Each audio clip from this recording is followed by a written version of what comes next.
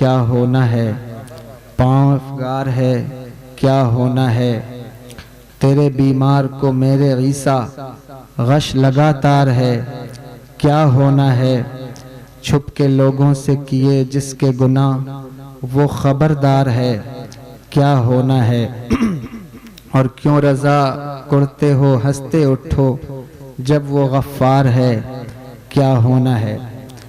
پوری دنیا کے اندر اس وقت ماحول یہ ہے اور دور ایسا ہے، ایسے آ جائیے کیف میاں میرے سامنے بیٹھی ہے، پوری دنیا کے اندر ماحول یہ ہے اور لوگوں کا مزاج یہ بنتا چلا جا رہا ہے کہ ہر انسان، زیادہ تر لوگ حسد کی بیماری میں مبتلا ہوتے ہیں، اور جب بھی کوئی کسی کو ترقی کرتے ہوئے دیکھتا ہے، کوئی کسی کو آگے بڑھتے ہوئے دیکھتا ہے، تو انفرادی طور پر بھی اور اجتماعی طور پر بھی لوگ حسد میں مبتلا ہو رہے ہیں۔ یہی وجہ ہے کہ جب کوئی معاشرہ پنپنے لگتا ہے، کامیابی کی طرف بڑھنے لگتا ہے، تو اس کے بھی ذرائع چھیننے کی کوشش کی جاتی ہے۔ جب کوئی فرد آگے بڑھنے لگتا ہے، کوئی بزنس مین آگے بڑھنے لگتا ہے، تو بھی اس کے ذرائع چھیننے کی کوشش کی جاتی ہے۔ ظاہر ہے کہ جس ذریعے سے وہ آگے بڑھ رہا ہے یا جس ذریعے سے وہ بلندیوں کو طے کر رہا ہے، اگر اس سے وہ ذریعہ چھین لیا جائے اور اس ذریعے سے اس کا تعلق توڑ دیا جائے تو اس کی کامیابی اور سرفرازی ختم ہو جائے گی، اس کی کامیابیوں کا سفر رک جائے گا۔ اسی لیے پوری دنیا کے اندر، چاہے وہ ملکی سطح پر ہو، چاہے وہ صوبائی طور پر ہو، آپ دیکھیں گے کہ کامیاب ہونے والے لوگوں سے ان کے کامیابی کے ذرائع چھینے جاتے ہیں یا اس پر بند باندھا جاتا ہے۔ یہ کوشش پوری دنیا کے اندر جاری ہے۔ اگر آپ دیکھیں تو آپ کو پتہ چلے گا، اگر کوئی ملک اپنے سرمایہ کی حیثیت سے آگے بڑھ رہا ہو، اپنی اکانومی کی بنیاد پر آگے بڑھ رہا ہو، تو دشمن ملکوں کا تصور یہ ہوتا ہے، ان کا مقصد یہ ہوتا ہے کہ اس کی اکانومی کو کسی طرح سے ڈیمولشڈ کر دیا جائے، ختم کر دیا جائے، تاکہ اس کی کامیابی رک جائے۔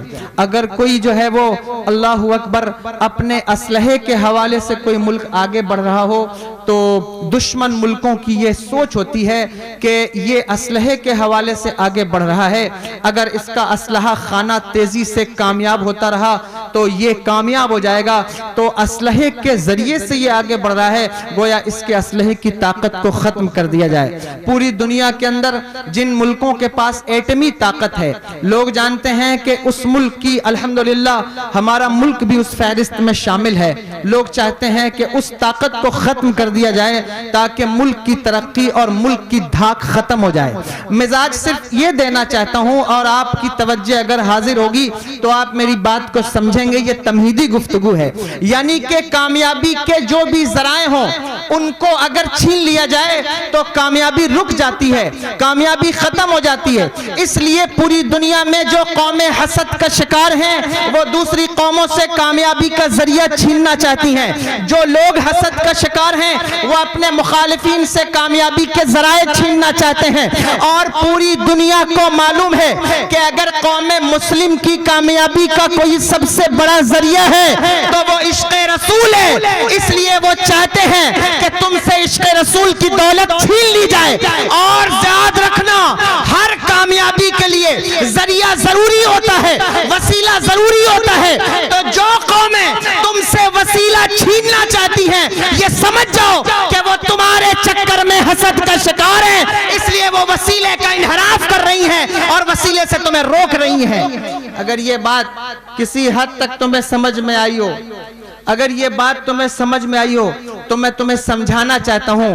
دیکھو، رد کرتے کرتے ایک وہ اللہ اکبر صدیاں گزر گئی ہیں، ہم عقیدے کے حوالے سے گفتگو کر رہے ہیں، عقائد کے حوالے سے گفتگو کر رہے ہیں، اعمال کے حوالے سے گفتگو کر رہے ہیں، لیکن اب وقت آ گیا ہے کہ آپ آنکھیں کھول کر زندہ رہیے اور سوچنے کی کوشش کیجئے کہ کون کیا بک رہا ہے، کون ہماری ترقی کے راستے میں روڑا بننا چاہتا ہے، کون ہماری عروج کی منزلوں میں وہ راستے کا پتھر بننا چاہتا ہے؟ کون ہمیں کامیاب ہونے سے روکنا چاہتا ہے؟ تمہیں پہچاننا ہوگا، تمہیں جاننا ہوگا۔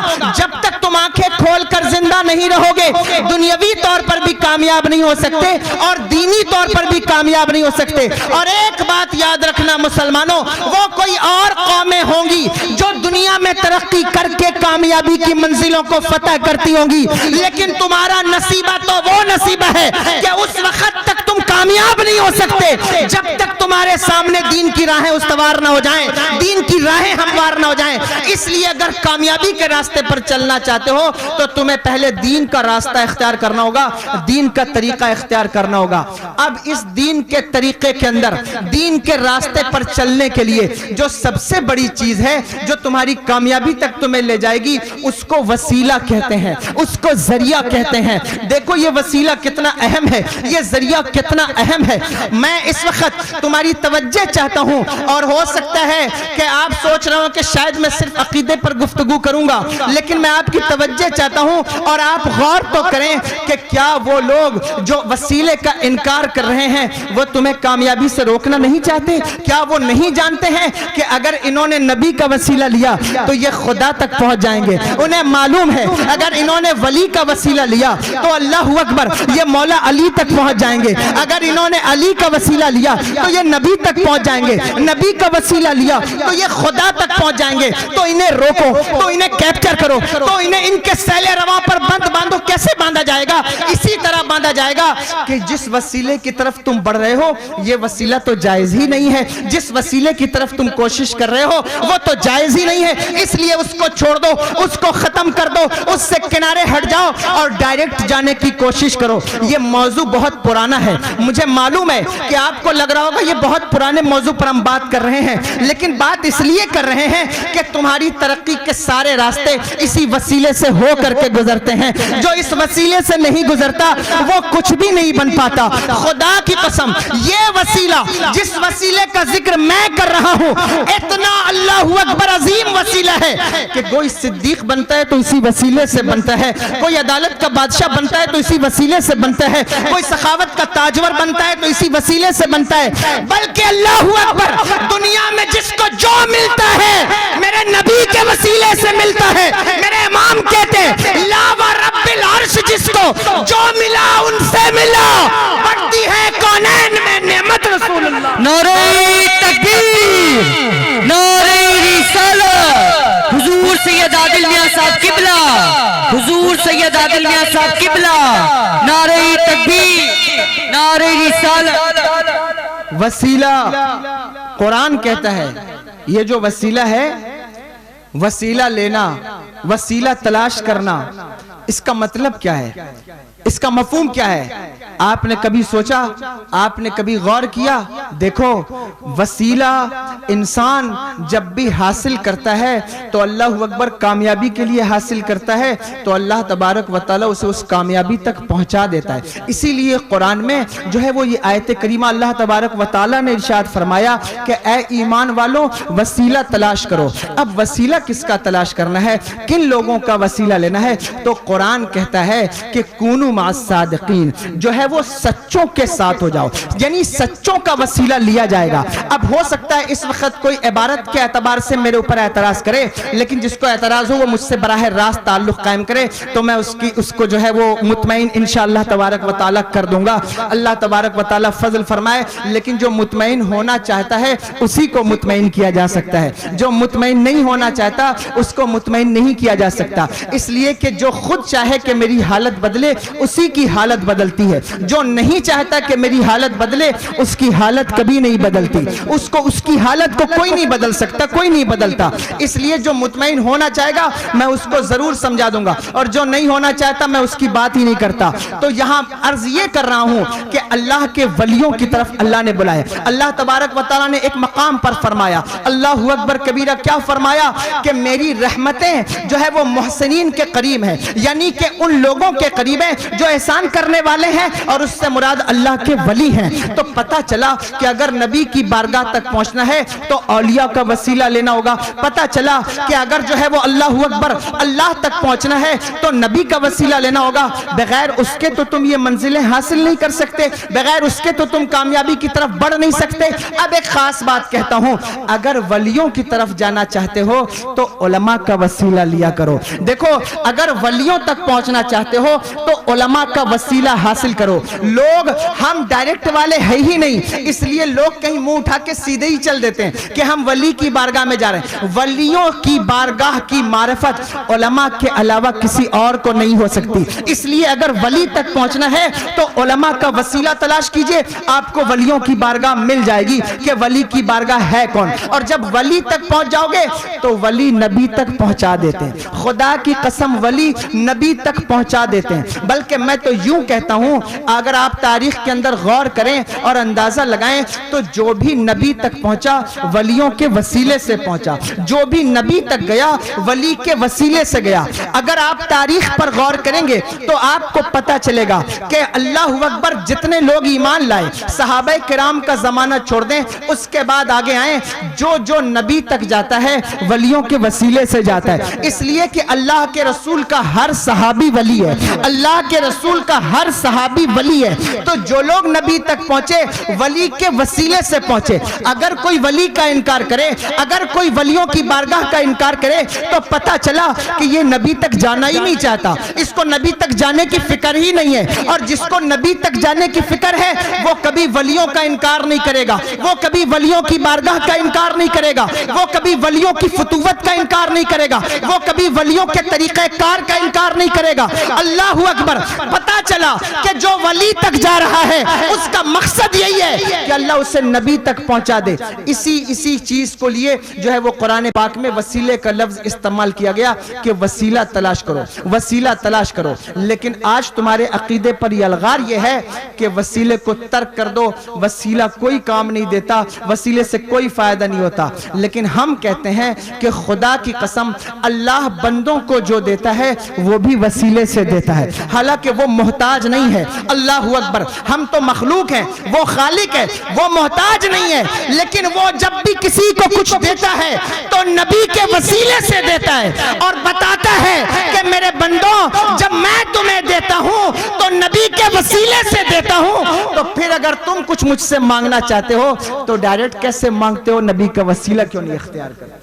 بات سمجھ میں آ رہی ہے یا نہیں سمجھ میں آ رہی؟ چونکہ یہ بات کہہ دی گئی اس لیے میں تمہیں سمجھا رہا ہوں کہ عقیدہ مضبوط رکھیے اور اس کو سمجھنے کی کوشش کیجئے. یاد رکھیے جو نہیں سمجھنا چاہتے ان کو سمجھایا نہیں جا سکتا, لیکن جو سمجھنے کے لیے بیٹھ جائیں خدا کی قسم, خدا کی قسم جو دین سمجھنا چاہے, جو دین پر عمل کرنا چاہے وہ پھر جو ہے وہ ہر بات سے, بلکہ کسی نے کہا ورق سبز در نظر ہوشیار معرفت حقیقت پروردگار, وہ تو سبز پتوں سے بھی عبرت حاصل کر کے جو ہے وہ اللہ تبارک و تعالیٰ کی معرفت کی طرف بڑھ جاتا ہے. آؤ میں اسی کے تناظر میں ایک دو باتیں عرض کرتا ہوں, آپ جلدی جلدی سمجھیں گے کہ وسیلے کی اہمیت کیا ہے اور یہ کتنا قیمتی ہے. دیکھیے اللہ اکبر, ولیوں کا دور, جو ولیوں کا دور تھا اس ولیوں کے دور پر, یہ بھی دور ولیوں کا ہے, یہ الگ بات ہے کہ اس دور کے اندر ولی کی معرفت جلدی کسی کو نہیں ہو پاتی, اس لیے کہ اتنے نقلی لوگ مارکیٹ میں ہیں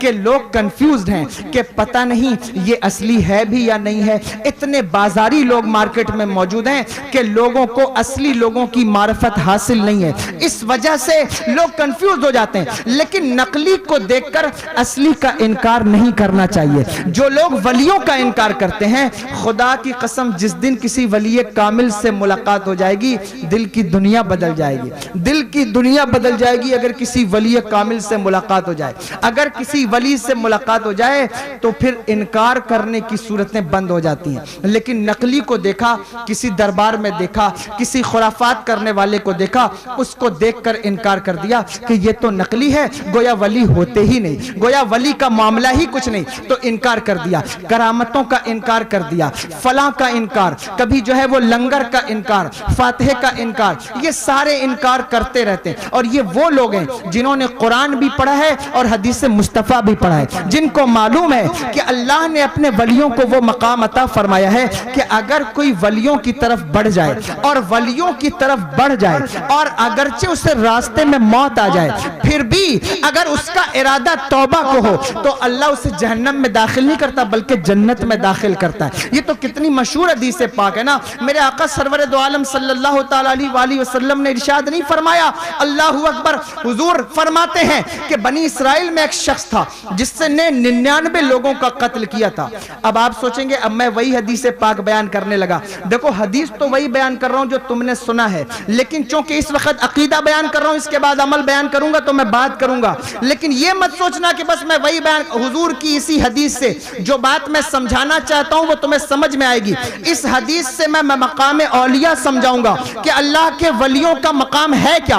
حضور فرماتے ہیں کہ بنی اسرائیل میں ایک شخص تھا جس نے 99 لوگوں کا قتل کیا، 99 لوگوں کا قتل کیا، اور 99 لوگوں کا قتل کرنے کے بعد وہ کسی شخص کے پاس آیا اور آ کر کہنے لگا کہ اللہ اکبر، میں توبہ کرنا چاہتا ہوں، کیا اللہ مجھے معاف فرمائے گا؟ کیا اللہ تبارک و تعالیٰ کی بارگاہ سے مجھے معافی مل جائے گی؟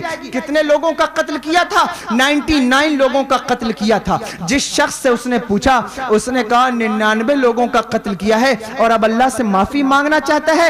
بھلا تجھے بھی بخشش ہو سکتی ہے، بھلا تجھے بھی معاف کیا جا سکتا ہے، واپس جا. معاف نہیں کیا جا سکتا. اسی لیے کہتے ہیں، اسی لیے ہمارے علماء کہتے ہیں کہ جب بھی مسئلہ پوچھنا ہو تو عالم سے بھی پوچھو، اور عالم کے ساتھ ساتھ یہ بھی دیکھنا کہ وہ ولیوں کے دربار والا ہے یا نہیں ہے. کیونکہ بہت سارے عالم، بند کر دیئے 2 منٹ کے لیے، ابھی تقریر کے بعد آپ چلائیں گے، تھوڑی دیر آپ سن لیں.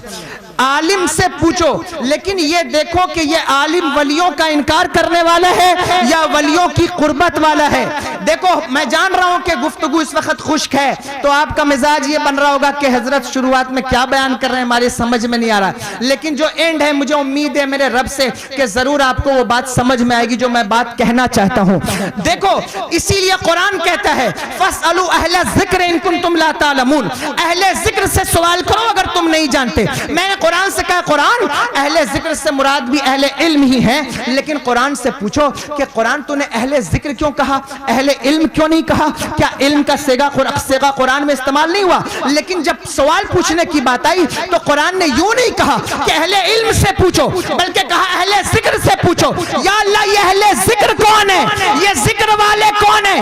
ترجمہ کرو گے جتنے مفسرین نے ترجمہ کیا ہے سب نے اہل علم ہی لکھا ہے، لیکن خدا کی قسم اس وقت جہاں سے میں گفتگو کر رہا ہوں قرآن نے اہل ذکر کو الگ خانے میں رکھا ہے اور اہل علم کو الگ خانے میں رکھا ہے. اہل علم وہ ہوتے ہیں جو قرآن کو پڑھتے ہیں، قرآن کو سمجھتے بھی ہیں، لیکن ہو سکتا ہے کہ سمجھانے میں کبھی دشواری ہو جائے، سمجھانے میں کبھی مصیبت آ جائے اور صحیح طور پر نہ سمجھا سکے.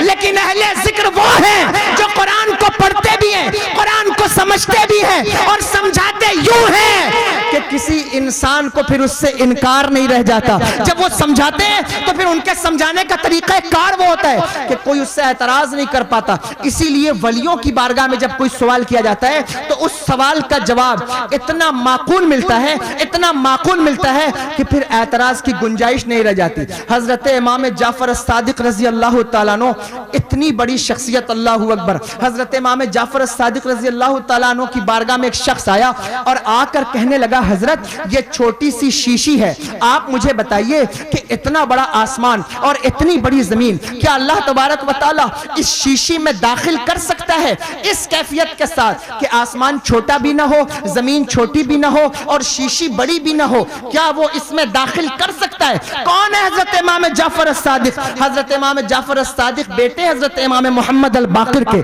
وہ بیٹے حضرت امام زین العابدین کے، وہ بیٹے حضرت امام علی مقام کے، اور وہ بیٹے حضرت مولائے کائنات کے رضی اللہ تعالیٰ عنہ اجمعین. اور اللہ اکبر ان سے سوال کیا تو فرمایا بے شک کیوں نہیں داخل کر سکتا. کہا ایسا جواب دیجئے کہ مجھے سیٹسفیکشن ہو جائے، میں مطمئن ہو جاؤں اور اس کے بعد کسی دلیل کی ضرورت نہ رہے. فرمایا آنکھیں کھول. اس اس نے آنکھیں کھولی, کہا آسمان کی طرف دیکھ, اس نے آسمان کی طرف دیکھا, کہا بتا کیا نظر آ رہا ہے, کہا آسمان نظر آ رہا ہے, کہا بتا پورا آسمان نظر آ رہا ہے یا آدھا آسمان نظر آ رہا ہے, اس نے کہا حضور پورا آسمان نظر آ رہا ہے, کہا بس آنکھیں بند کر لے, آنکھیں نیچے کر لے, اس نے آنکھیں نیچے کی, بتا, اس نے کہا, حضرت نے فرمایا جاؤ تیرا جواب ہو گیا, اس نے کہا حضرت مجھے تو جواب ملا نہیں, کہا جواب ہو گیا, کہا کیسے جواب ہوا, کہا بتا یہ شیشی زیادہ بڑی ہے یا تیری آنکھ زیادہ بڑی ہے, اس نے کہا حضرت شیشی زیادہ بڑی ہے, کہا جب اتنا بڑا آسمان تیری آنکھ کے اندر پورا کا پورا سما گیا, نہ آنکھ بڑی ہوئی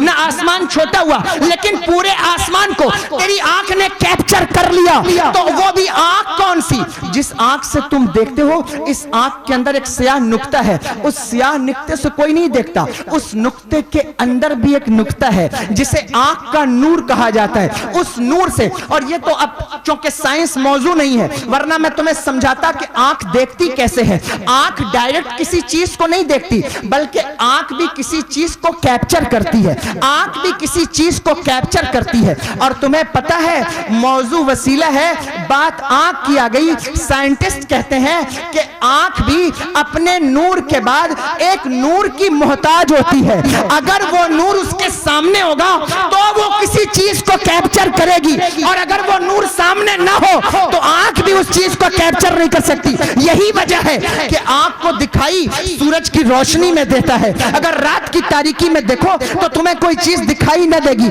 پتا چلا آنکھ کو بھی کسی چیز کی ضرورت ہوتی ہے جس کی بنیاد پر وہ جو ہے وہ نظارے کو کیپچر کرتی ہے, منظر کو کیپچر کرتی ہے. تو اس آنکھ کے اندر پورا کا پورا آسمان سما گیا. فرمایا بتا تیری آنکھ زیادہ بڑی ہے یا شیشی زیادہ بڑی ہے, کہا حضرت شیشی زیادہ بڑی ہے. کہا کہ اب بتا جب وہ آنکھ میں آسمان کو داخل کر سکتا ہے تو پھر شیشی میں کیوں نہیں داخل کر سکتا. اس کو جواب مل گیا. میں کہنا یہ چاہتا ہوں کہ ولیوں کی بارگاہ سے جو جواب ملتا ہے وہ اتنا تشفی بخش ہوتا ہے کہ پھر اس پر اعتراض کی گنجائش نہیں رہ جاتی. یہی وجہ ہے کہ جب ولی جواب دیتے ہیں تو ولیوں کے جواب کا انداز ہی جدا ہوتا ہے, ولیوں کے جواب کا طریقہ کار ہی الگ ہوتا ہے. ہم ساری زندگی مناظرہ کرتے رہیں, مناظرہ کرتے رہیں, مناظروں پر مناظرہ کریں, ڈیبیٹ پر ڈیبیٹ کریں, ہماری بات سے کسی کو اتنا فائدہ نہیں ہو سکتا جتنا اللہ کے ولی کی بات سے فائدہ ہوتا ہے, جتنا اللہ کے ولی کی زبان سے فائدہ ہوتا ہے. دیکھو سنو, میں عرض کر رہا ہوں, ایک اللہ اکبر, ایک جگہ مناظرہ ہو رہا تھا. مناظرہ یہ ہو رہا تھا کہ شیطان بھی مٹی سے, شیطان بھی آگ سے بنا ہے اور جہنم میں بھی آگ ہے, تو بتائیے کہ شیطان جہنم کی آگ میں کیسے جلے گا, شیطان کو جہنم کی آگ میں کیسے جلایا جائے گا, کیونکہ آگ سے شیطان بھی بنا ہے. قرآن کہتا ہے نا کہ ہم نے جنوں کو کس سے پیدا فرمایا, آگ سے پیدا فرمایا. جو ہے تو پتا چلا کہ شیطان جو ہے وہ آگ سے ہے, تو جب وہ آگ سے ہے تو جہنم کی آگ میں کیسے جلے گا, کیسے جلے گا. مناظرے پہ مناظرہ, مناظرے پہ مناظرہ. اور خیر وہ تو پچھلے زمانے کا مناظرہ تھا, اب تو مناظرے ایسے ہوتے ہیں, اب مناظرے ٹی آر پی بڑھانے کے لیے ہوتے ہیں. ڈیبیٹ جو ہے وہ ٹی آر پی چینلز کی بڑھانے کے لیے ہوتے ہیں کہ جتنے زیادہ ڈیبیٹ ہوں گے اتنی زیادہ ٹی آر پی بڑھے گی. مسئلے کا حل مقصود نہیں ہے, اور مسئلے کا حل بھی مقصود ہو تو تبلیغ دین جو ہے وہ مقصود نہیں ہوتی. بعض اوقات میں سنی علماء کی بات نہیں کر رہا ہوں, اپنے اکابرین کی, اللہ معاف فرمائے, میں پہلے سی زد میں ہوں, اللہ خیر فرمائے. تو میں یہ نہیں کہنا چاہتا میں اپنے اکابرین کی بارگاہ میں بہت چھوٹا آدمی ہوں, لیکن اتنا ضرور کہتا ہوں, حضرت امام اعظم ابو حنیفہ نے کہا تھا, اللہ اکبر, کیا فرمایا تھا, اپنے بیٹوں سے کہا تھا میرے بیٹوں کبھی مناظرہ نہ کرنا, کبھی مناظرے میں نہ جانا. بیٹوں نے کہا ابا کیوں مناظرے میں نہ جائیں, فرمایا ہم مناظرہ کرتے ہیں دین پھیلانے کے لیے, تم مناظرہ کرو گے اپنا علم دکھانے کے لیے, اس لیے مناظرہ نہ کرنا. لیکن سلام ہے ان اکابرین پر جنہوں نے علم دکھانے کے لیے مناظرہ نہیں کیا, بلکہ مناظرہ مصطفیٰ جان رحمت کی جب توہین کی گئی تو انہوں نے مناظرے کے سٹیج لگائے. کیوں لگائے, اس لیے لگائے کہ جب کوئی پتھر گنبد خضرا کی طرف چلے گا علماء خاموش نہیں بیٹھیں گے, نبی کے عاشق خاموش نہیں بیٹھیں گے, اس لیے انہوں نے مناظرہ کیا. خیر میں کہنا یہ چاہتا ہوں, عرض یہ کرنا چاہتا ہوں کہ اب مناظرے دوسرے قسم کے ہوتے ہیں, مناظرے دوسری طرح کے ہونے لگے, لیکن وہاں بات چل گئی کہ صاحب یہ شیطان کیسے جلے گا. لوگ روز جاتے تھے, روز آتے تھے, علماء کی جماعت جاتی, حوالہ دیتی, ساری چیزیں کرتی, بات ختم ہو جاتی. راستے میں ایک اللہ کا ولی بیٹھا ہوا تھا. دیکھو اہل ذکر کی بات کر رہا ہوں. راستے میں ایک اللہ کا ولی بیٹھا تھا. جب 2-4 دن گزر گئے تو اس نے پوچھا کہ بھئی کیا بات ہے, تم لوگ روز کہاں جاتے ہو؟ کہا ہم روز مناظرے میں جاتے ہیں, فیصلہ نہیں ہو پا رہا ہے کہ شیطان آگ سے بنا ہے تو جہنم میں بھی آگ ہے, اب شیطان اس میں جلے گا کیسے؟ کہا اچھا تو کیا فیصلہ ہوا؟ کہا ابھی تک فیصلہ ہی نہیں ہوا. کہا مجھے لے چلو, میں آج فیصلہ کر دیتا ہوں, مجھے لے چلو, میں آج فیصلہ کر دیتا ہوں. لوگوں نے کہا اتنے بڑے بڑے علماء ہیں, شیخ ہیں, آپ کیا فیصلہ کریں گے؟ کہا جو تم نہیں کر پاتے وہ میں کروں گا, جو تم فیصلہ نہیں کر پاتے وہ میں فیصلہ کروں گا. اللہ اکبر. اب ان کو لے کر کے لوگ مناظرے میں پہنچے. انہوں نے راستے سے مٹی کا ایک ڈھیلا اٹھایا. جب وہاں پہنچے تو جو معترض تھا, مخالف تھا, جس نے اعتراض کیا ہوا تھا اور جو مناظرہ کر رہا تھا, آپ تشریف لے گئے اور لے جانے کے بعد وہ مٹی کا ڈھیلا کھینچ کے اس کے سر پہ مارا, اور مارا تو اس کے سر سے خون بہنے لگا. جلدی سے اس کے چمچوں نے اٹھ کر کے پکڑ لیا, یا جو بھی لوگ تھے انہوں نے ان کو پکڑ لیا. کہا آپ یہ کیا کر رہے ہیں, آپ یہ کیا کر رہے ہیں؟ ہمارے عالم کو پتھر مار رہے ہیں. کہا تو کیا ہوا؟ پتھر تو نہیں مارا, میں نے تو مٹی ماری. اور بتا تو کس چیز سے بنا ہے؟ کہا مٹی سے بنا ہوں. کہا میں نے مارا کس سے؟ کہا مٹی سے مارا. تو کہا پھر تو تجھے چوٹ نہیں لگنی چاہیے تھی, تو بھی مٹی سے بنا ہے, مارا بھی مٹی سے, پھر تجھے چوٹ کیسے لگی؟ پتا چلا کہ اگر تو مٹی سے بنا ہے لیکن مٹی سے تجھ کو مارا جائے تو چوٹ لگتی ہے. اگر دنیاوی مٹی سے تو بنا, دنیاوی مٹی سے میں نے مارا تو تجھے اتنی چوٹ لگی تو اللہ اکبر, اللہ کے جہنم کی آگ شیطان کو کیوں نہیں جلائے گی گرچہ وہ آگ سے بنا ہوا ہے. مناظرہ ختم ہو گیا. یہ تو میں نے ایک بات پیش کی کہ جب ولیوں سے سوال ہوتا ہے تو وہ کیسے اس کا جواب دیتے ہیں. اسی لیے کہا جاتا ہے کہ جب بھی کوئی مسئلہ پھنس جائے تو کسی خشک مولوی سے مت پوچھو بلکہ اہل ذکر سے پوچھو, ذکر والوں سے پوچھو, تو جواب ایسا ملے گا کہ 7 نسلیں تمہاری یاد رکھیں گی. ان کا عقیدہ کبھی خراب نہیں ہو پائے گا. اس آدمی نے, بنی اسرائیل کے اس آدمی نے کسی سے پوچھ لیا اور پتہ نہیں وہ کون تھا, میں تو نہیں جانتا, لیکن اس نے کہا نہیں ہوگی توبہ. تو پھر انجام یہ ہوا, اس نے کہا 99 کا قتل کیا ہے تو پھر یہ گنتی ادھوری کیوں رہے, اس کو مکمل کر دیا جائے, سینچری لگ جائے. تو اس نے اس کو بھی قتل کیا. 100 پورے ہو گئے, 100 پورے ہو گئے. توجہ سے سننا, توجہ ہے یا نہیں؟ بات سمجھ میں آ رہی یا نہیں سمجھ میں آ رہی؟ 100 پورے ہو گئے. جب 100 پورے ہو گئے تو کچھ دنوں کے بعد پھر خیال آیا کہ اللہ تو کریم ہے, اللہ تو رؤوف الرحیم ہے, اللہ تو بخشنے والا ہے, کیا مجھے نہیں بخشے گا, کیا مجھے نہیں معاف کرے گا؟ دیکھو یہ خیال آتا ہے, ہر انسان کے دل میں یہ خیال آتا ہے, ہر مسلمان کے دل میں یہ خیال آتا ہے. اگر اللہ اکبر دل میں رائی کے دانے کے برابر بھی ایمان ہے تو اس کی رحمت کا خیال ضرور آتا ہے, اور اس کی رحمت کا خیال ضرور آتا ہے. اللہ اکبر. وہ چلا, جب اس مرتبہ چلا تو کسی اہل ذکر سے ملاقات ہو گئی, کسی ذکر والے سے ملاقات ہوئی. جب ملاقات ہوئی تو پوچھا کہ کیا میں نے 100 آدمیوں کا قتل کیا ہے, اللہ مجھے معاف فرمائے گا, اللہ مجھے بخش دے گا؟ اس نے کہا, انہوں نے کہا کیوں نہیں بخشے گا, وہ تو کہتا ہے کہ تم سمندر کے جھاگ کے برابر گناہ لاؤ, ہم تمہیں معاف کر دیں گے, ہم تمہیں بخش دیں گے. تم اللہ کی رحمت کو کیا سمجھتے ہو, اللہ کی رحمت کو کیا سمجھتے ہو؟ اگر 40-30 سال کے ہو گئے ابھی تک نماز نہیں پڑھی, آج سے توبہ کر لو, خدا کی قسم وہ معاف کرنے والا ہے, معاف کر دے گا. آج سے نماز کا ارادہ کر لو. اگر جو ہے وہ 60 سال کے ہو گئے, کوئی ایسا گناہ ہے جو ابھی تک نہیں چھوڑ سکے ہو, آج توبہ کر لو, آج بخش دے گا, آج معاف کر دے گا. اس کی رحمت بہت بڑی ہے. حضرت موسیٰ علیہ السلام نے اللہ سے کہا تھا, اے میرے اللہ بتا میری امت میں سب سے بدنصیب شخص کون ہے, سب سے بدنصیب اور گناہگار شخص کون ہے؟ اللہ نے کہا, اے میرے نبی موسیٰ شہر کے دروازے پہ کھڑے ہو جاؤ, جو شخص اپنے بچے کو کندھے پر لے کر سب سے پہلے شہر سے نکلے گا وہی تمہاری امت کا سب سے گناہگار شخص ہوگا. حضرت موسیٰ علیہ السلام کھڑے ہو گئے تو ایک شخص کو دیکھا کہ اپنے بچے کو کندھے پہ بیٹھائے شہر کے دروازے سے باہر نکلا. آپ دیکھ کر افسوس کرنے لگے کہ یہ میری امت کا سب سے گناہگار, سب سے بدنصیب شخص ہے. اللہ اکبر. وہ چلا گیا. جب وہ چلا گیا تو حضرت موسیٰ علیہ السلام نے عرض کی, اے میرے مالک اب تو نے یہ تو بتا دیا کہ سب سے بدنصیب شخص کون ہے, اب یہ بھی بتا کہ میری امت کا سب سے خوش نصیب شخص کون ہے. اللہ نے کہا کہ اے موسیٰ شام کے وقت شہر کے دروازے پہ کھڑے ہو جاؤ, جو شخص تمہارے کھڑے ہونے کے بعد سب سے پہلے دروازے سے داخل ہوگا وہی سب سے خوش نصیب ہوگا. اللہ اکبر کبیرہ. جب شام کا وقت ہوا تو حضرت موسیٰ علیہ السلام پھر وہیں کھڑے ہو گئے. جب کھڑے ہوئے تو کیا دیکھا کہ کوئی اور نہیں بلکہ وہی شخص جو صبح میں دروازے سے نکلا تھا وہی دروازے سے داخل ہوا. اپنے بیٹے کو کندھے پہ بیٹھائے ہوئے. تو حضرت موسیٰ علیہ السلام پریشان ہو گئے, یا اللہ صبح کو تو یہی سب سے بڑا بدنصیب تھا, صبح کو تو یہی سب سے بڑا گناہگار تھا, شام کو یہ سب سے خوش نصیب کیسے ہو گیا؟ اللہ اکبر. جب اللہ کی بارگاہ میں عرض کی تو جواب آیا, اے میرے موسیٰ, صبح کو جب یہ نکلا, شہر سے باہر نکلا, تو اس کے بچے نے اس سے پوچھا کہ اے میرے باپ بتا دنیا میں سب سے بڑی چیز کیا ہے, سب سے بڑی چیز کیا ہے؟ تو اس نے کہا کہ دنیا میں سب سے بڑی چیز یہ پہاڑ ہے. اس کے بیٹے نے کہا اس سے بڑی چیز کیا ہے؟ کہا اس سے بڑا سمندر ہے. کہا اس سے بڑا کیا ہے؟ کہا یہ جو زمین ہے وہ اس سے بھی بڑی ہے. کہا اس زمین سے بڑا کیا ہے؟ کہا اس سے بڑا آسمان ہے. کہا اس آسمان سے بڑا کیا ہے؟ تو اس نے کہا کہ اس آسمان سے بڑے میرے گناہ ہیں, اس سے بھی بڑے میرے گناہ ہیں. اللہ اکبر. اس سے بھی بڑے میرے گناہ ہیں, میں بہت بڑا گناہگار ہوں, خطاکار ہوں, سیاکار ہوں. تو بچے نے ایک جملہ آگے بڑھ کے پوچھا, اے میرے باپ تیرے گناہ سے بڑھ کے کیا چیز ہے؟ تو اس کی زبان سے ایک جملہ نکلا اور وہ جملہ مجھے پسند آ گیا. وہ جملہ یہ تھا کہ اے میرے بچے, میرے گناہ سے بڑھ کے بھی اس کی شان کریمی ہے, میرے گناہ سے بڑھ کر اس کی شان رحیمی ہے. اللہ اکبر.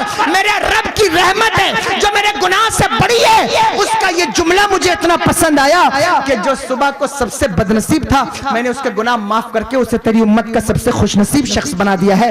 کہنا یہ چاہتا ہوں کہ جو توبہ کا ارادہ کرے پھر اللہ اسے بخش دیتا ہے, اللہ اسے معاف کر دیتا ہے. لیکن حد کام تو یہ ہے کہ آج کتنے لوگوں کو ان کے تکبر نے توبہ سے روکا ہوا ہے, کتنے لوگوں کو ایگو نے توبہ سے روکا ہوا ہے. محلے میں لوگ رہتے ہیں, محلے میں مجلسوں میں رہتے ہیں, ربیع النور کا جھنڈا دیکھ کر دل مچلتا ہے کہ ہم بھی جھنڈا لگائیں, ہم بھی لائٹیں سجائیں, لیکن تکبر نے روکا ہوا ہے کہ ٹیگ تو کسی اور مسلک کا لگا ہے تو ہم یہ کام کریں گے تو ہماری عزت کا کیا ہوگا. اللہ اکبر. اے لوگوں, میں تنقید نہیں کرتا, میں تم سے کہتا ہوں, بات آن لائن بھی جا رہی ہے, میں تم سے پوچھتا ہوں, بتاؤ اللہ اکبر, کیا یہ عرب کے جاہلوں کا طریقہ نہیں ہے؟ کیا یہ ابو جہل کا طریقہ نہیں ہے؟ اگر آج بھی عشق رسول میں تمہارا دل دھڑکتا ہے تو چھوڑو ان بدبختوں کو اور چھوڑو اس مسلک کو جس میں نبی کو مر کر مٹی میں مل جانے والا کہا جاتا ہے. معاذ اللہ رب العالمین. چھوڑو چھوڑو, پلٹو, میرے نبی کی بارگاہ میں آؤ اور پکارو, میں مجرم ہوں آقا, مجھے ساتھ لے لو, رسے میں ہے جا بجا دانے والے. خدا کی قسم وہ بخشیں گے, وہ معاف کریں گے, بخش دیں گے. آج وقت ہے تمہارے پاس. تکبر کی بنیاد پر توبہ سے مت رکو, ایگو کی بنیاد پر توبہ سے مت رکو. کتنے لوگ ایسے ہیں جو جانتے ہیں, جن کا دل تڑپتا ہے کہ میرا چچا ہے, میں نے ایک زمانے سے اس کی گستاخی کی, لیکن وقت آ گیا ہے میں معافی مانگ لوں, لیکن تکبر سامنے کھڑا ہو جاتا ہے. کتنے ایسے لوگ ہیں کہ رشتہ داریوں میں جو ہے وہ نااتفاقی پیدا ہو گئی, چاہتے ہیں کہ صلح ہو جائے, لیکن مسئلہ یہ ہے کہ جھکے کون. اللہ اکبر. جو ہے وہ کتنے لوگ ایسے ہیں جن کے میاں اور بیوی کے تعلقات خراب ہو گئے, لیکن مسئلہ اس بات پہ اڑا ہوا ہے کہ جھکے کون. یعنی کہ جو ہے وہ تکبر کی بنیاد پر, انا کی بنیاد پر رشتے خراب ہو رہے ہیں, انا کی بنیاد پر رشتے خراب ہو رہے ہیں. اور میں تم سے کہتا ہوں, میرے آقا نے ارشاد فرمایا, میرے حضور نے ارشاد فرمایا, دنیا کی باتیں غلط ہو سکتی ہیں, میرے نبی کا فرمان غلط نہیں ہو سکتا. اگر یہ ایمان تمہارے کلیجے میں ہے اور یہ بات تمہیں معلوم ہے کہ پوری میرے نبی کی ہر ایک بات ہو کے رہی, جو دن کو کہہ دیا شب تو رات ہو کے رہی, حضور جو کہتے ہیں وہ نہیں بدل سکتا. میرے آقا نے ارشاد فرمایا, معاف کرنے سے اگر عزت گھٹ جائے تو میدان محشر میں مجھ سے لے لینا. اور حضور ارشاد فرماتے ہیں, قسم کھا کے تاکید کے ساتھ فرماتے ہیں, صدقہ دینے سے مال کم نہیں ہوتا اور معافی مانگنے سے عزت کم نہیں ہوتی, معاف کرنے سے عزت کم نہیں ہوتی. اس لیے معاف کرو اور معافی دو, رشتے تکبر کی بنیاد پر خراب مت کرو. اور ایک اور جملہ لے لو میرا, سارے رشتے اپنی جگہ ہیں اور سب کی اہمیت اپنی جگہ ہے, لیکن یاد رکھو اس دنیا کے اندر جو سب سے اہم رشتہ ہے وہ امتی اور نبی کا ہے. میں تیرا امتی, میری خوش قسمتی, میں تیرا امتی, یہی تو سب سے بڑی خوش قسمتی ہے.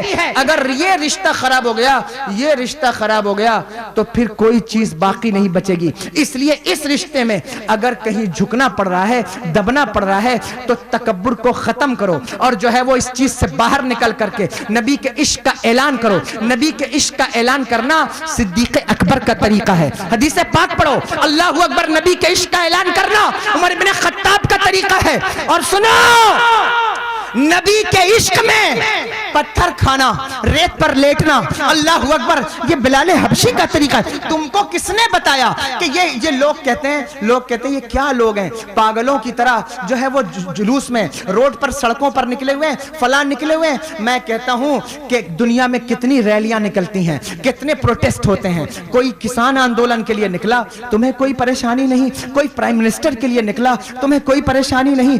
गली और कूचों के पार्षद और प्रधान भी जीत कर आते हैं तो लोग पागलों की तरह उनके पीछे दौड़ते हैं, तब तुमको कोई परेशानी नहीं होती। अगर नबी के पीछे दौड़ा जाए, नबी के जुलूस में दौड़ा जाए तो तुम्हें क्यों परेशानी है? क्या तुम्हारी अकल को हो क्या गया? क्या तुम्हारा दिमाग काम नहीं करता? खुदा की कसम, नबी का जुलूस तो वो जुलूस है जो सिर्फ जमीन पे नहीं निकलेगा। खुदा की कसम, महशर में भी मेरे नबी का जुलूस निकलेगा, बल्कि महशर तो कायमी इसीलिए है। बेगम शाह वारसी कहते हैं फकत इतना सबब है बस में इन्हें कादे महशर का कि उनकी शान महबूबी दिखाई जाने वाली है। नारे तकबीर, नारे रिसालत, सरकारे दो आलम कॉन्फ्रेंस, सरकारे दो आलम कॉन्फ्रेंस, हिंदुस्तान, ख्वाजा का हिंदुस्तान, ख्वाजा का हिंदुस्तान, जसोहर का सुन्नी मुसलमान, नारे तकबीर, नारे रिसालत। जुलूस तो जरूर निकलेगा, खुदा की कसम। अल्लाह अकबर, अल्लाह अकबर। नबी से बेजार न, खुदा की कसम वो जहन्नम में गया जो उनसे मुस्तगनी हुआ है खलीलुल्लाह को हाजत रसूलुल्लाह की। इसलिए कहता हूं कि तकब्बुर की बुनियाद पर जो है वो तौबा से मत रुक जाओ कि मैं तौबा करूंगा तो लोग क्या सोचेंगे। अगर कोई गुनाह हो गया है, एलानिया तौबा करो। नहीं कर सकते, अल्लाह की बारगाह में तौबा करो, सिद्क़ दिल से तौबा करो, अल्लाह माफ कर देगा। उसकी शान रहीमी बहुत बड़ी, वो उसकी रहमत बहुत बड़ी है, बहुत बड़ी है। वो बख्शने वाला है, माफ करने वाला है। दुनियादार नहीं माफ करते, दुनियादार नहीं माफ करते, दुनिया वाले नहीं माफ करते, लेकिन अल्लाह माफ करता है। जिस दिन भी तौबा करोगे अल्लाह तुम्हें माफ करेगा। नौजवानों, मैं तुमसे कहता हूं तुम्हारे पास अभी वक्त है, इस वक्त तौबा कर लो, अल्लाह माफ कर देगा, अल्लाह बख्श देगा, माफ कर देगा। बहनों से कहता हूं कोई गुनाह हो गया है, अल्लाह से माफी मांगो, अल्लाह माफ कर देगा।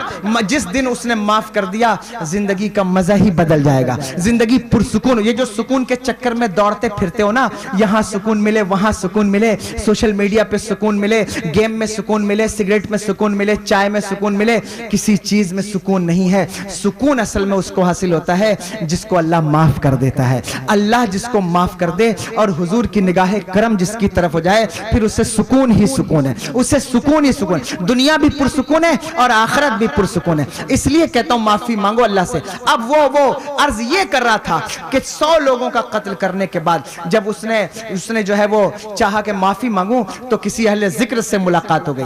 कहा माफ हो जाऊंगा, माफ कर दिया जाऊंगा।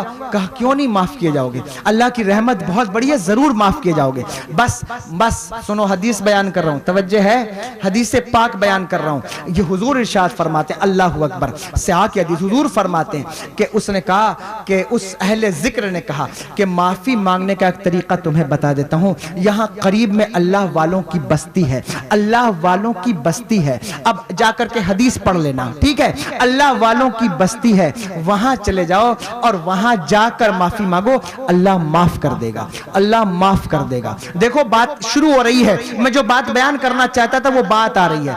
अब बताओ, माफी तो कहीं से भी मांग सकता था, लेकिन क्या कहा गया, अल्लाह वालों की बस्ती है, वहां जाकर के माफी मांगो। अब कोई कहेगा कि ठीक है, उन्होंने कह दिया अल्लाह वालों की बस्ती है, लेकिन आगे क्या हुआ, आगे भी तो सुनो, आगे भी तो सुनो। अब वो निकला, जैसे ही निकला, खुदा की कसम थोड़ी दूर चला होगा कि मौत का फरिश्ता हाजिर हो गया, मौत का फरिश्ता आ गया। मौत कभी भी ये देख के नहीं आती कि आज ये तौबा करने जा रहा है, आज ये निकाह करने जा रहा है, आज ये जलसे में जा रहा है। मौत को ये नहीं देखना होता। मौत को तो जब हुक्म होगा उस वक्त मौत का फरिश्ता तुम्हारे सामने आ जाएगा, तुम्हारे सामने हाजिर हो जाएगा। और मौत का फरिश्ता किसी को दिखाई नहीं देता, किसी को दिखाई नहीं देता। बस जिसको दिखाई देता है, जिसको दिख जाता है, फिर वो दुनिया को आखिरी बार देखता है। तो जब वो आ جاتا ہے تو پھر کچھ نہیں دکھائی دیتا. جس وقت وہ حاضر ہوگا وہ یہ نہیں دیکھے گا کہ تم کیا کرنے جا رہے ہو, کہ مہلت دے دی جائے, چھوڑ دیا جائے, یہ نہیں ہوتا. جس وقت آئے گا بس روح اسی وقت بدن سے نکال لی جائے گی. موقع نہیں ملتا ہے, موقع نہیں ملتا ہے. اس لیے موت کا فرشتہ تمہارے پاس آئے اس سے پہلے تمہارے پاس وقت ہے, موقع ہے. توبہ کرو اللہ کی بارگاہ. وہ آ گیا, اب روح نکال لی. جب روح نکال لی تو جہنم کے فرشتے بھی آ گئے اور جنت کے فرشتے بھی, ثواب کے بھی اور عذاب کے بھی فرشتے آ گئے. اللہ اکبر. بات کیا ہونے لگی, عذاب کے فرشتے کہتے تھے 100 آدمیوں کا قاتل ہے تو ہم اسے جو ہے وہ جہنم کی طرف لے جائیں گے, عذاب کی طرف لے جائیں گے. ثواب کے فرشتے کہتے تھے کہ اللہ کے ولیوں کی طرف جا رہا تھا, توبہ کا ارادہ تھا, اس لیے ہم اسے جو ہے وہ اس طرح. اچھا بتاؤ فرشتے کون بھیجتا ہے؟ دل پر ہاتھ رکھ کر بتاؤ فرشتے کون بھیجتا ہے؟ کیا فرشتے اپنی مرضی سے آتے ہیں؟ اللہ کے حکم سے آتے ہیں. فرشتے جہاں بھی آتے ہیں جو بھی کرتے ہیں اللہ کے حکم, فرشتہ کہتے ہی اسے ہیں. جو اللہ کے حکم پر چلتا ہے اپنی مرضی سے نہیں چلتا. اللہ اکبر. تو یہ دونوں فرشتوں کو بھیجنے کا مقصد کیا ہے؟ اس کی توبہ کا چیپٹر یہاں سے کلوز ہوتا ہے, یہاں سے اللہ کے ولیوں کی شان کا چیپٹر اوپن ہوتا ہے, یہاں سے وسیلے کا چیپٹر اوپن ہوتا ہے کہ وہ کہاں جا رہا تھا. اب اس حدیث پاک سے تم نے اس کو توبہ کے باب میں سنا ہے اور یہ توبہ کے باب میں ہے بھی, لیکن خدا کی قسم جب غالب اور میر کے شاعر میں 8 پہلو ہو سکتے ہیں تو میرے حضور کی حدیث میں کیا 2-4 معنی نہیں ہو سکتے؟ کتنے معنی ہیں اور کتنے پہلو ہیں یہ میں کیا بیان کر سکوں, کیونکہ کلام حضور کا ہے اور حضور افصح العرب ہیں. میں نثار تیرے کلام پر ملی یوں تو کس کو زبان نہیں, وہ سخن ہے جس میں سخن نہ ہو, وہ بیان ہے جس کا بیان نہیں. حضور فرماتے ہیں بات تو توبہ کے باب میں ہے, لیکن یہاں سے ولیوں کی عظمت شروع ہو رہی ہے.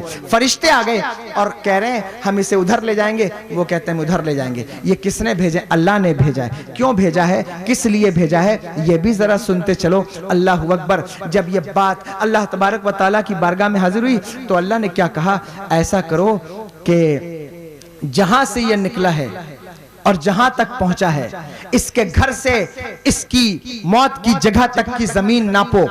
اگر وہ زمین زیادہ ہے اور ولیوں کا آستانہ جہاں یہ جس کا انتقال ہوا وہاں سے کم ہے تو اسے جنت کی طرف لے جاؤ, اور اگر یہ ولیوں کے آستانے سے دور ہے, گھر سے قریب ہے, تو اسے جہنم کی طرف لے جاؤ. دیکھو یہ حدیث پاک بیان کر رہا ہوں, اور یہ بات کیا ہے, اگر ولیوں کے آستانے سے قریب ہے تو جنت کی طرف لے جاؤ. اللہ اکبر. پتہ چلا جو ولیوں کے آستانے سے قریب ہوگا وہ جنت کا مسافر ہوگا. جو ولیوں کے آستانے سے قریب ہوگا اللہ تبارک و تعالیٰ اسے جنت کا مسافر بنائے گا. لوگ سمجھتے نہیں ہیں, لوگوں کا مزاج یہ ہے کہ ولیوں کی بارگاہ سے ملتا کیا ہے. ایک شخص اللہ اکبر پیر مہر علی, بہت بڑی شخصیت پاکستان کے اندر, گولرا شریف جو ہے بہت بڑی شخصیت ہے, وہ بیٹھے ہوئے تھے اسٹیج کے اوپر تقریر کر رہے تھے. جب تقریر کر رہے تھے ایک بندہ وہاں سے گزرا, ایک نواب صاحب آپ کو پنکھا جل رہے تھے, حضور سید پیر مہر علی رحمت اللہ تعالیٰ علیہ کو پنکھا جل رہے تھے. شمس العارفین کے مرید ہیں. اللہ اکبر. پنکھا جل رہے تھے اور وہ شخص وہاں سے گزرا تو آپ بیان فرما رہے تھے کہ ولیوں کی بارگاہ سے اللہ تبارک و تعالیٰ رحمت عطا فرماتا ہے, اللہ تبارک و تعالیٰ یہ عطا کرتا ہے, اللہ وہ عطا کرتا ہے. تو اس شخص نے گزرتے ہوئے سنا تو وہیں سے اعتراض کیا, کہا حضرت میں یہ سمجھنے سے قاصر ہوں کہ ولیوں کی دربار میں تو جو ہے وہ ولیوں کو تو اللہ تبارک و تعالیٰ کا کرم ولیوں پر ہے, لیکن جو ولیوں کی بارگاہ میں جاتا ہے اس پر کیسے کرم ہوتا ہے, اس پر کیسے کرم ہوتا ہے. تو آپ نے اسے بلایا, کہا بیٹا ادھر آؤ. وہ قریب آیا. جب قریب آیا تو حضرت کے پہلو میں کھڑا ہو گیا. اب ایک نواب صاحب حضرت کو پنکھا جل رہے تھے, وہ پہلو میں کھڑا ہو گیا.